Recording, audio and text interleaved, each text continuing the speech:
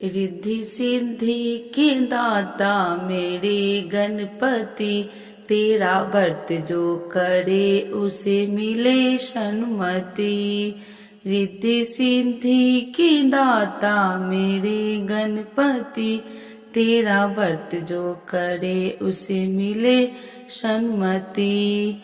तो एक बार बोलिए प्रेम से गौरी पुत्र गणेश भगवान की जय। चौथ माता की जय। मार्गशीर्ष मास की संकष्टी चतुर्थी व्रत कथा के अनुसार पार्वती जी ने गणेश जी से पूछा कि अगहन कृष्ण चतुर्थी संकष्टा कहलाती है, उस दिन किस गणेश की पूजा किस रीति से करनी चाहिए। गणेश जी ने उत्तर दिया कि हे हिमालय नंदिनी, अगहन में पूर्ववर्त रीति से गजानन नामक गणेश की पूजा करनी चाहिए। पूजन के बाद अर्घ्य देना चाहिए।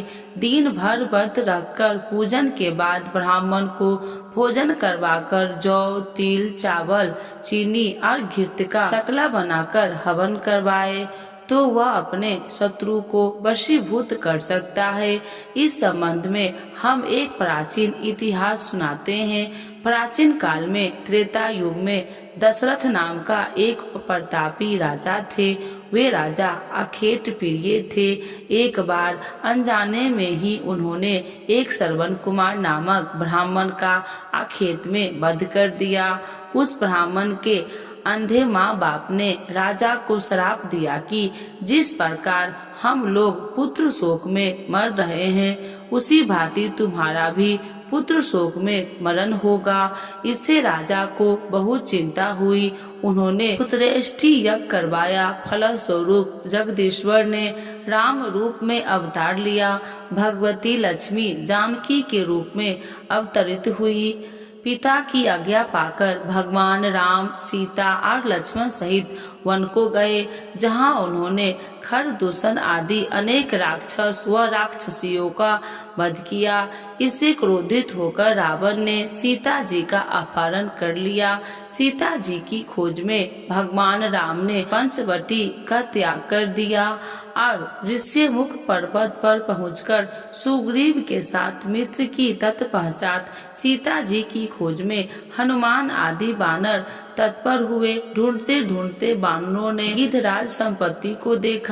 इन बानरों को देखकर संपत्ति ने पूछा कि कौन हो, इस वन में कैसे आए हो, तुम्हें किसने भेजा है, यहाँ पर तुम्हारा आना किस प्रकार हुआ है।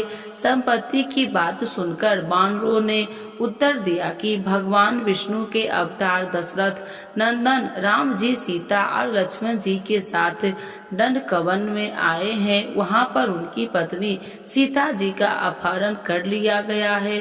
हे मित्र, इस बात को हम लोग नहीं जानते कि सीता कहाँ है। उनकी बात सुनकर संपत्ति ने कहा कि तुम सब रामचंद्र के सेवक होने के नाते हमारे मित्र हो। जानकी जी का जिसने हरण किया है और वह जिस स्थान पर है वह मुझे मालूम है। सीता जी के लिए मेरा छोटा भाई जटायु अपने प्राण गवा चुका है।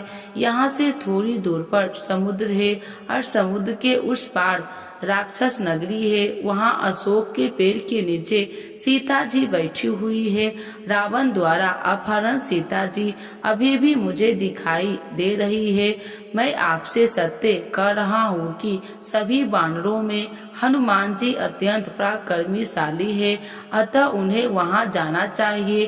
केवल हनुमान जी ही अपने पराक्रम से समुद्र लांघ सकते हैं, अन्य कोई भी इस कार्य में असमर्थ नहीं है। संपाति की बात सुनकर हनुमान जी ने पूछा कि हे संपाति, इस विशाल समुद्र को मैं किस प्रकार पार कर सकता हूँ। जब हमारे सब वानर उस पार जाने में असमर्थ है तो मैं ही अकेला कैसे पार जा सकता हूँ। हनुमान जी की बात सुनकर संपत्ति ने उत्तर दिया कि हे मित्र, आप संकट नाशक गणेश चतुर्थी का व्रत कीजिए, जिस व्रत के प्रभाव से आप समुद्र को क्षण भर में पार कर लेंगे। संपत्ति के आदेश से संकट चतुर्थी के उत्तम व्रत को हनुमान जी ने किया।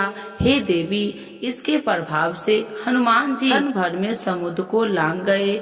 इस लोक में इसने समान सुखदायक कोई दूसरा व्रत नहीं है। श्री कृष्ण जी कहते हैं कि यमराज युधिष्ठिर, आप भी इस व्रत को कीजिए। इस व्रत के प्रभाव से आप क्षण भर में अपने शत्रु को जीतकर संपूर्ण राज्य के अधिकारी बनेंगे। भगवान श्री कृष्ण का वचन सुनकर युधिष्ठिर ने गणेश चतुर्थी का व्रत किया। इस व्रत के प्रभाव से वे अपने शत्रुओं को जीतकर राज्य के अधिकारी बन गए। अब आइए जानते हैं मार्गशीर्ष मास के गणेश चतुर्थी व्रत पूजन विधि। प्रातः काल उठकर नित्य कर्म से नियुक्त हो शुद्ध होकर स्वच्छ वस्त्र धारण कर ले। श्री गणेश जी का पूजन धूप दीप नवेद अक्षत फूल विधि से करे।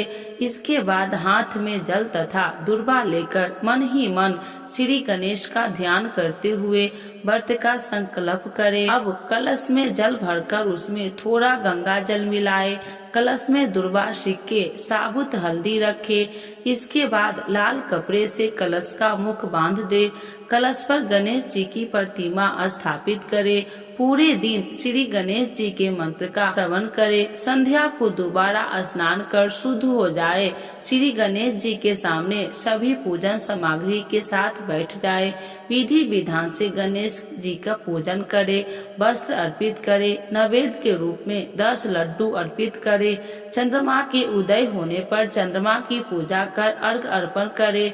इसके बाद गणेश चतुर्थी की कथा सुने अथवा सुनाए। जौ चावल चीनी तिल व घी से हवन करे। तत्पश्चात गणेश जी की आरती करे। 5 लड्डू प्रसाद के रूप में बांट दे और शेष 5 अगले दिन ब्राह्मण को दान कर दे। तो एक बार बोलिए प्रेम से गौरी पुत्र गणेश भगवान की जय। चौथ माता की जय। गणेश भगवान की चालीसा एवं आरती। तो एक बार बोलिए प्रेम से गणेश भगवान की जय। माता पार्वती की जय।